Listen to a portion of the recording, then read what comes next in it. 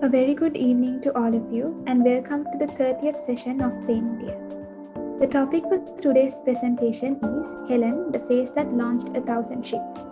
Politics, money, and power behind the greatest love story of the Western classical world. And presenting today is Dilmi Dassanayake. Dilmi is a final year student at the Faculty of Arts, University of Peradeniya, and Dilmi is also one of the very first members of the Plenty group. In fact, she is the one who came up with the name Plenty. So, without further delay, let's go to the presentation. Dilmi. Oh, very good evening, everyone. Thank you very much, Amanthee. So, as Amanthee said, today's presentation is about Helen. So, I'm pretty much sure that some of you have watched the movie Troy and some might have not, but it's completely okay because here I'm mainly like this presentation is based on the original myth of uh, Trojan War. So here, the phase that launched 1,000 ships refers to Helen of Troy, which describes the fact that a massive war was mounted on her behalf. Helen of Troy, or Helen of Argos, or Helen of Sparta in Greek legend, is considered as the most beautiful woman of the then known world. And it is considered that she is the cause of the Trojan War, which lasted for 10 whole years. When considering about the origin, you can see a picture on the left corner. So it is believed that her father was Zeus and Leda was her mother. And Leda was married to a Spartan king called Tyndareus. So Helen's adoptive father was Tyndareus.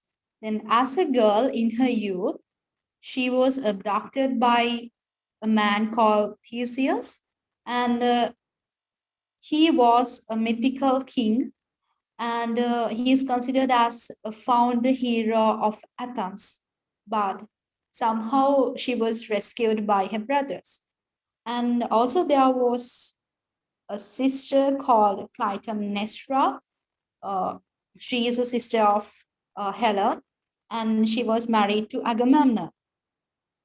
And obviously, as Helen being extraordinarily beautiful, so many suitors from all over the Greek world with power and prestige was coming to take her hand in marriage.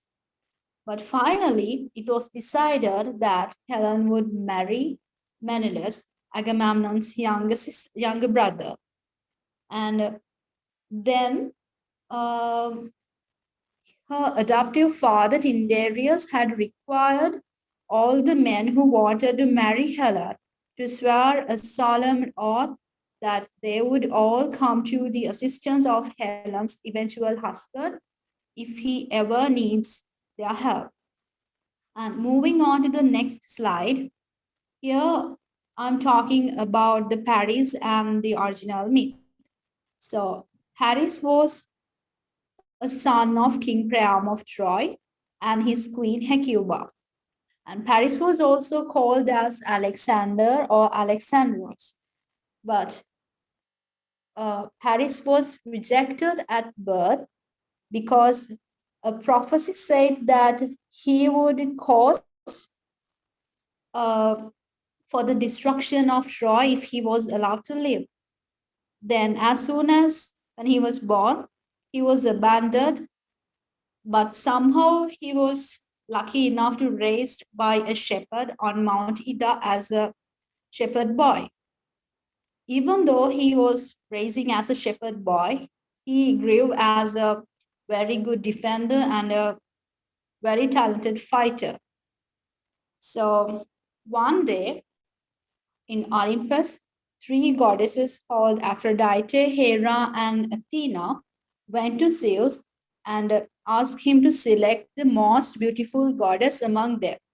But Zeus, being very cunning, and he didn't want to be hated by the two goddesses that were not chosen. So he instructed Hermes. Hermes is the messenger god of Olympus, and he instructed Hermes to lead the three goddesses to Paris to resolve this issue. So the three goddesses tried to win the favor of Paris by offering him gifts. So firstly, Hera accepted to make Paris as the king of Europe and Asia. And Athena agreed to offer wisdom and skill in war. And finally, Aphrodite agreed to offer the most beautiful woman of the world. And it was Helen of Sparta, wife of the Greek king Menelaus. Then Paris accepted Aphrodite's gift and selected Aphrodite as the winner. This made him to earn the enmity of the Greeks, Athena, and especially the enmity of Hera. That is the story of judgment, or the story of the beauty contest, which led to the Trojan War. As I mentioned earlier, Paris, being a very talented fighter, he participated in a game at Troy. So there he was identified and accepted as a son of Priam. So one day, under the guidance of King Priam, Paris went to Sparta as an ambassador of Troy, and during an absence of Menelaus, he was able to run away to Troy with Helen.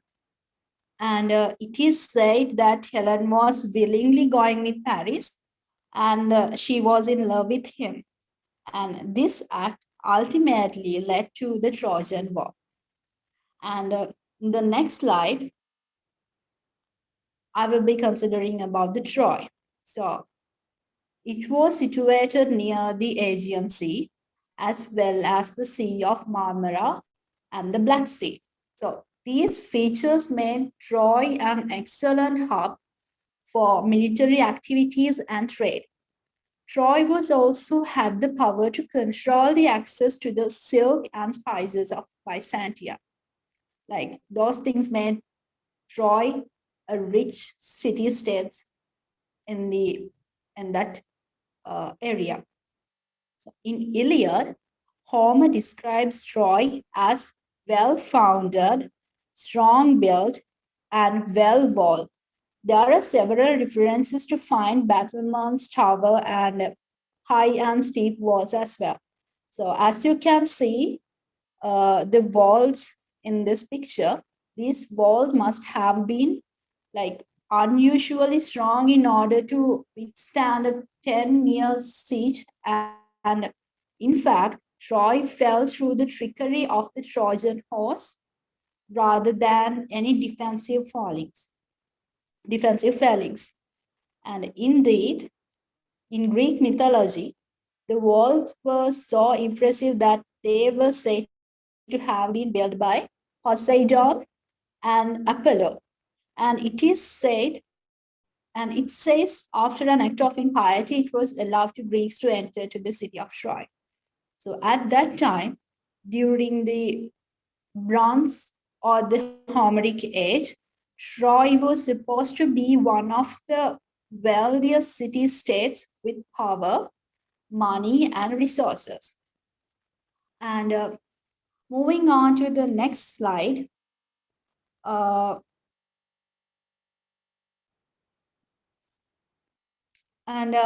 in next slide, I will be talking about like why did Greek want to win the war. So the elopement of Paris with Helen appears as the main reason as for the Greeks to set sail to destroy Troy. It believes Helen was the cause and she was to be blamed. In a way, Paris betrayed the relationship between the host and the guest. He was ungrateful for Menelaus's hospitality, and he ran away with Menelaus's wife. That is considered as one of the greatest insults that a Greek would experience. But it was not the only reason. As I mentioned earlier, Helen was Agamemnon's sister-in-law. Agamemnon, he was the king of Mycenae, who had always desired to possess Troy, and he used this incident as an excuse to launch a full-scale attack on Troy while making the whole Greek nation to set an expedition. So the war went on for a decade with massive losses on both sides and eventually ended when the Greeks pretended to withdraw their troops and sent in a monumental wooden horse as an offering to Athena. Then Trojans rejoiced and accepted the wooden horse, but little did they know that the offering, in fact, contained enemy soldiers who attacked the city from the inside. And they went on rampage and took the women and the children back as slaves. But why a wars like the Trojan Wars has taken place? Is it only for the sake of a woman? So, if I answer to resource, as I mentioned, Agamemnon wanted Troy. It was a kingdom that located in such a place that is controlled all the trade in and out of the Black Sea, as I said in the previous slide. And also, as a resource, the land that Troy was built on was a prime importance. Like, controlling trade would have given Agamemnon unparalleled power, and other kingdoms would have become dependent on Mycenae for supplies of various goods. And this dependency would have allowed the Mycenaean kingdom to make immense profit in trade. To make this fact more clearer to you, I will give you a very good example. So this is strikingly similar situation like where Iraq war was also fought for a resource, which is oil, as US entered with the primary objective of freeing Iraqi citizens from a tyrant, but a goal of gaining control over Iraq's oil fields and reserves. Though this is an unsaid fact, it remained a priority. So it is a very political situation. Like rather than concerning the Trojan War as a war for love and for a woman, this is just a part of the political world.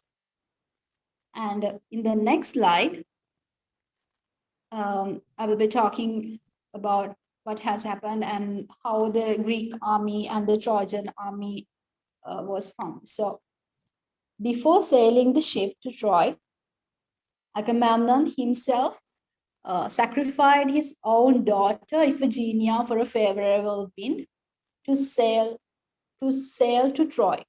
And this shows how badly he wanted his expedition to be succeeded. And the coalition of Greek forces was led by Agamemnon. And among the cities or regions represented, there were Boeotia, Phorcys,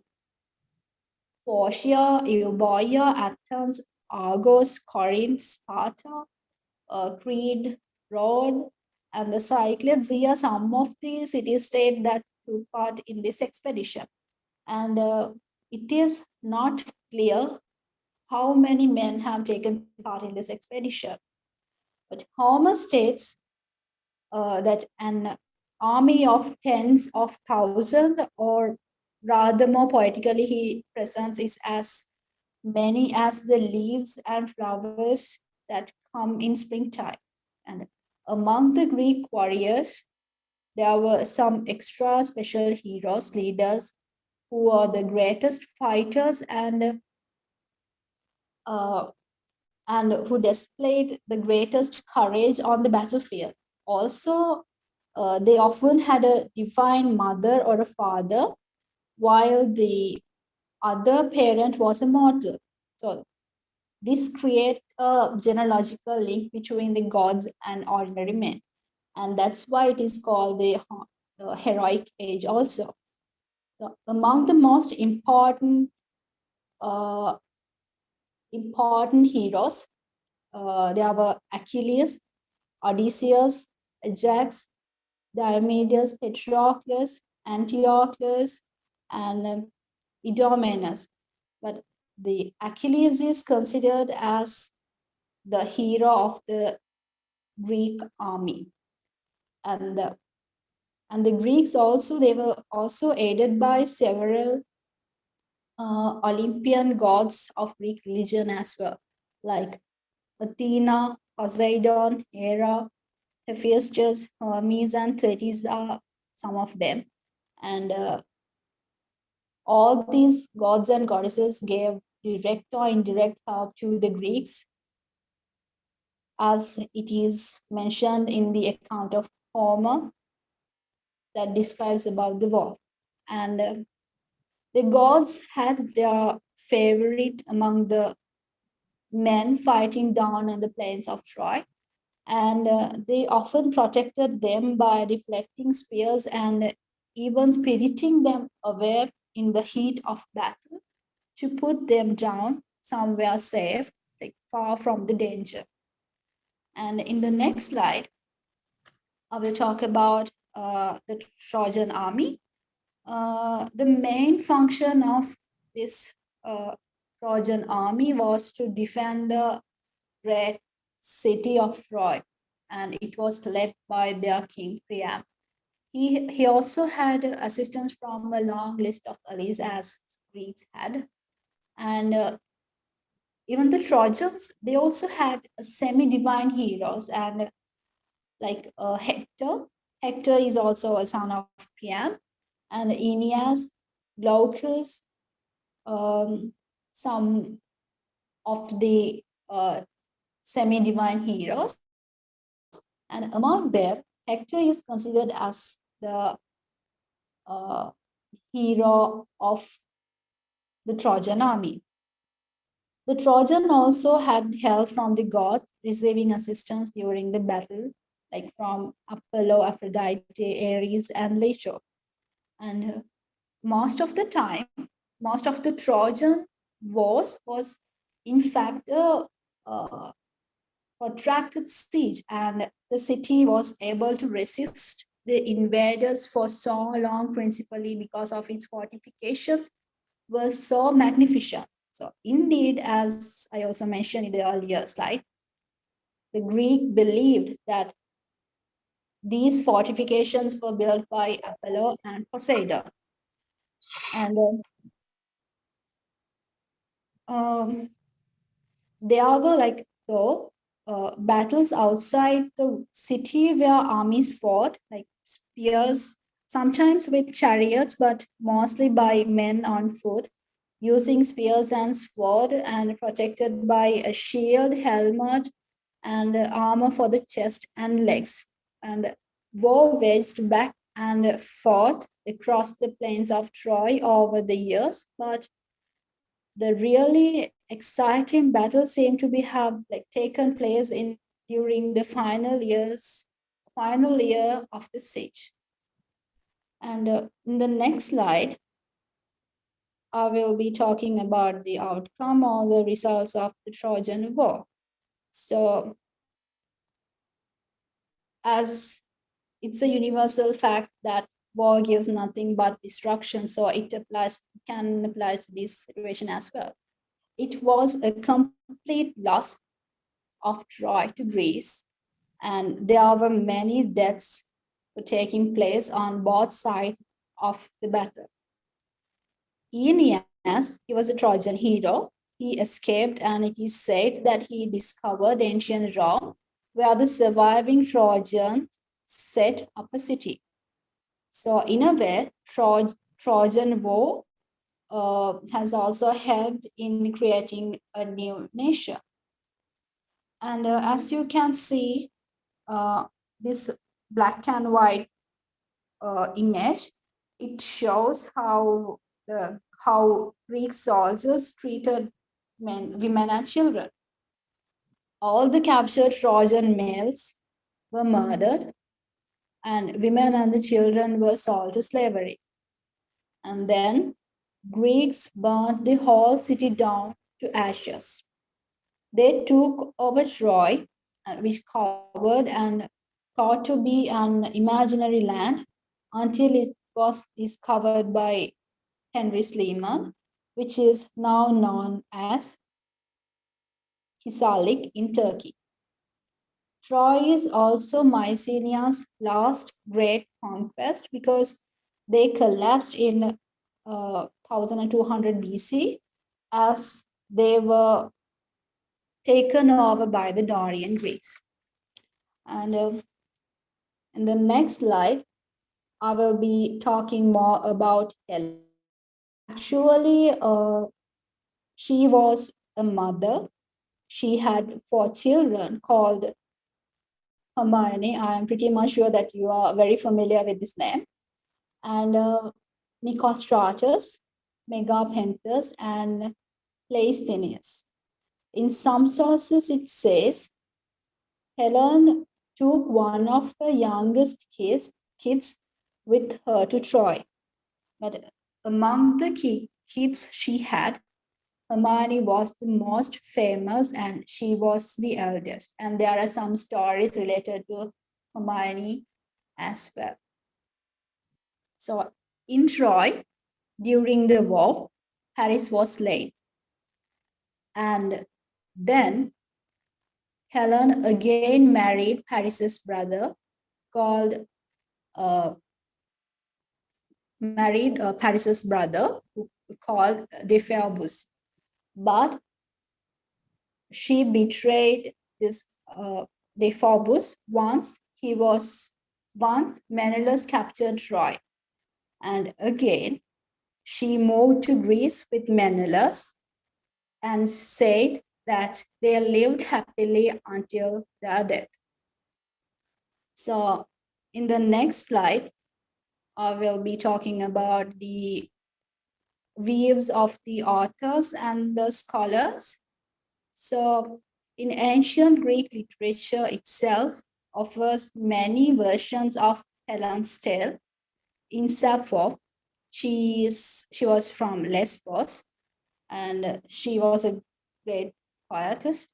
And in her work,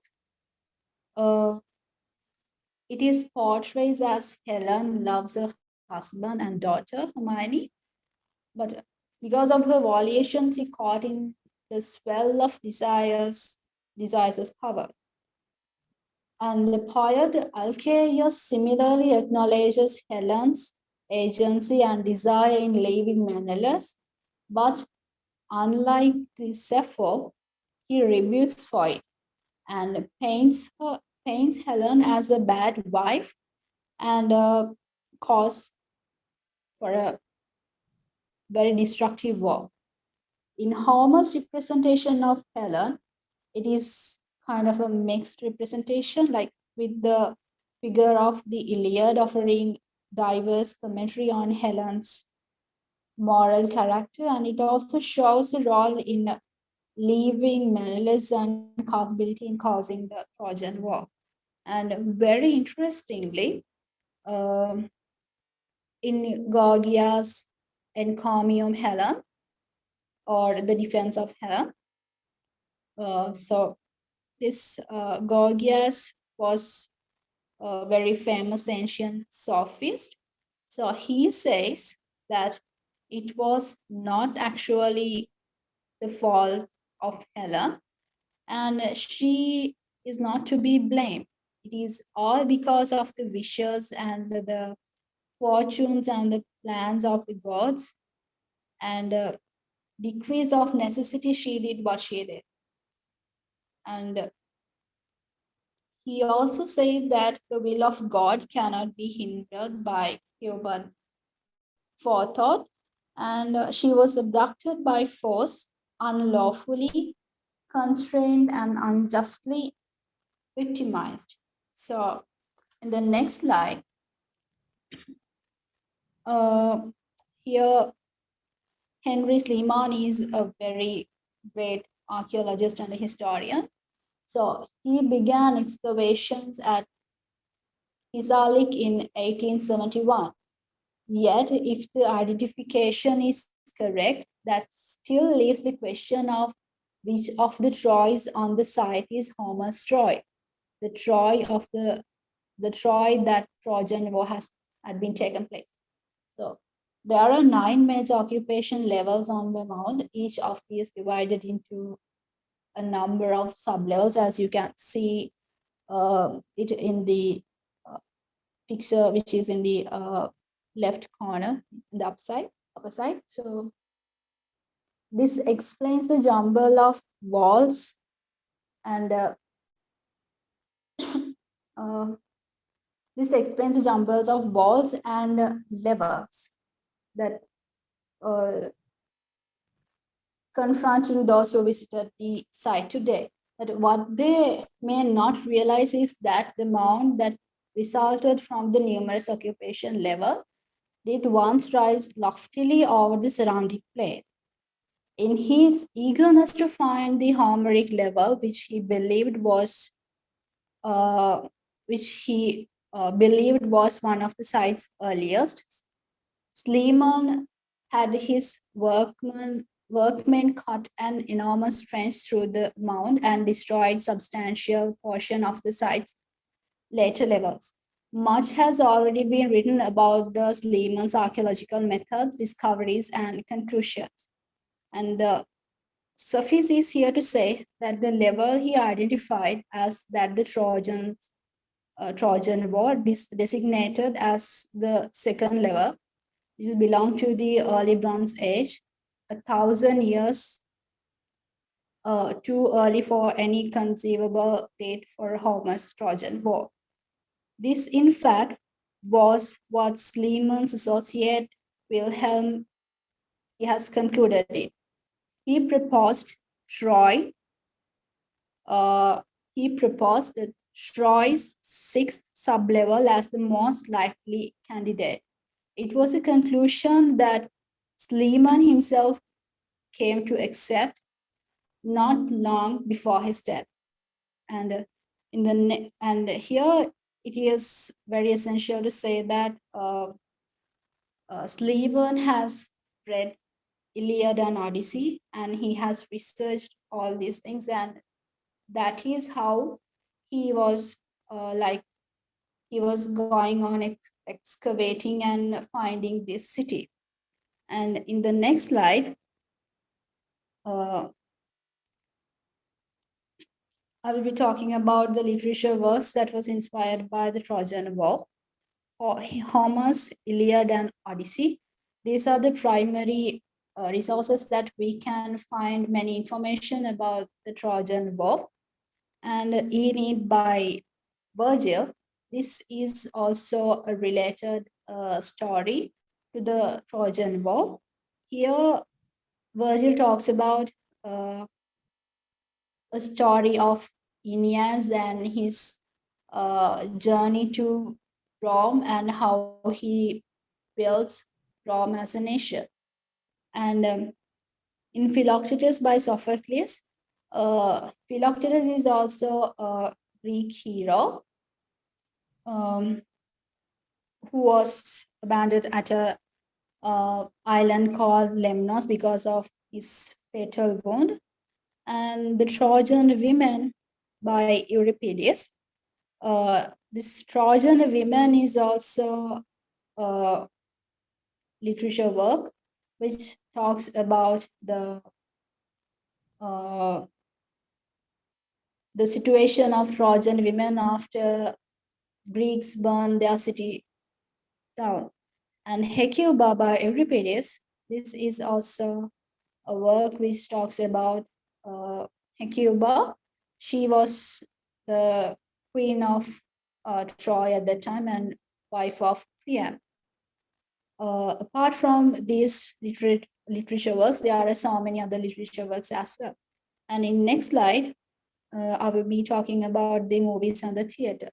You might have seen these movies in popular culture. So, Helen of Troy, the Trojan women, Troy's fall, and King Priam. These are some of the theater works or the movies that we can see. And apart from these movies, there are so many other movies, cartoons as well that are related to the Trojan War. And in the next slide, I'm talking about the related love stories like Hector and Andromache. Hector was a brother of Paris, and he was a very great warrior, and his wife is Andromache, and the relationship between Hector and Andromache is considered as very mutual, like spiritual and a virtuous kind of relationship. And Achilles and Patroclus. So here, this is a homosexual relationship. Both Achilles and Patroclus are Greek heroes. And the relationship of Priam and Hecuba. Priam and Hecuba are the parents of they are the parents of Paris and the king and queen of Troy at that time. And Aeneas and Dido. Aeneas is a Trojan hero, and Dido was a prince, not prince. He was the queen of Carthage, and the love story between Aeneas and Dido is really like it is beautifully shown in Virgil's Aeneid, and Achilles and Polyxena. So here Polyxena was a sister of Paris, and it says that Achilles fallen in love with Polyxena at his first time when he saw Polyxena, he completely fallen in love with her. And it also says that very interestingly that after the Achilles' death, he demanded Polyxena. So they had to bring Polyxena and sacrifice Polyxena on Achilles' behalf at his tomb. And so in the next slide, so this is a similar love story, Cleopatra and Antony. This is also like related to political marriages and love affairs. Like it is somewhat similar. It has similar situation to the relationship between Helen and Priam, two nations, and how the downfall has taken place, and these things are it's another topic that is which will be very interesting if we can talk about. So we can assume we are not sure like whether this Trojan War or what is the base of this Trojan War, whether this love story is a real one. It can be a fabricated one. We can assume that it can be a fabricated one, but the Trojan War, like we cannot say because of the archaeological evidences and all. There are so many assumptions that we can give to this love story, as this was all written by the winners, the Greeks. Greeks are the one who had written these stories. So this is the end of the presentation. Thank you very much. And I hope all of you would give your best in this discussion, like sharing your ideas and thoughts about and what you think about this Trojan War and the relationship between the Helen and Paris. Thank you so much. Thank you, Amanthee. Over to you. Thank you very much, Dilmi. That was very interesting. Like the way you mixed myth as well as archaeology into it. So yeah, like you said, let's go to the discussion. එහෙනම් අපි අතට ඉවර කරමු. සචින්තන කියලා දෙනවා. Thank you for everyone for the presentation and the discussion. Thank you. Yeah, so then we'll end the session. Yes, thank you everyone for the input, the interesting conversation, and more importantly, thank you so much, Dilmi, for doing such an interesting presentation. It started from one point, but it went, across the world. That was very interesting. So thank you for coming, everyone, and staying with us till the end. So hope to see you guys next week also. Till then, good night.